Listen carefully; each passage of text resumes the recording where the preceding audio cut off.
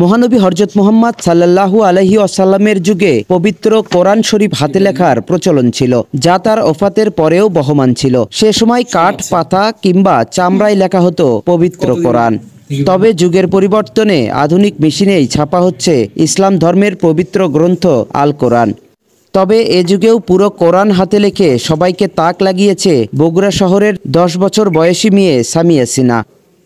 ইসলামের প্রতি বিশ্বাস ও আল্লাহর প্রতি অগাধ ভালোবাসা তার মূল কারণ। টানা 1 বছরের প্রচেষ্টায় 3য় শ্রেণীর শিক্ষার্থী পবিত্র আল কোরআন হাতে লেখা সম্পূর্ণ করে।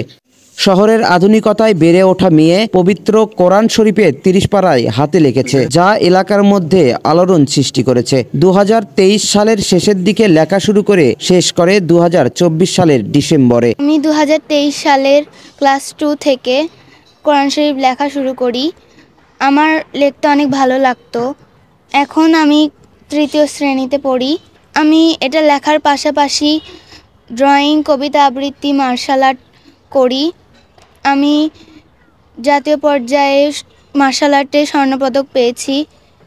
বগুড়া শহরের নুরানি মোড় এলাকার বাসিন্দা আরিফুজ্জামান আরিফের 10 বছর বয়সী শিশুকন্যা সামিয়া সিনা ছোট থেকেই খেলাধুলা সহ চিত্রাঙ্কন, মার্শাল আর্ট, কবিতা আবৃত্তি সবকিছুতেই পারদর্শী ছোট্ট মেয়ে সামিয়া সিনা। কবিতা আবৃত্তিতে দেশ সেরা হয়েছে সামিয়া সিনা, পেয়েছে স্বর্ণপদক সহ 150টিরও বেশি পুরস্কার।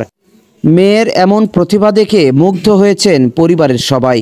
এ ব্যাপারে আমরা খুব আনন্দিত, উচ্ছ্বসিত এবং গর্বিত যে এত ছোট একটা আমাদের মেয়ে যে এত বড় একটা কাজ করবে, আমরা সেটা আসলে আমাদের কল্পনাতেই আসেনি।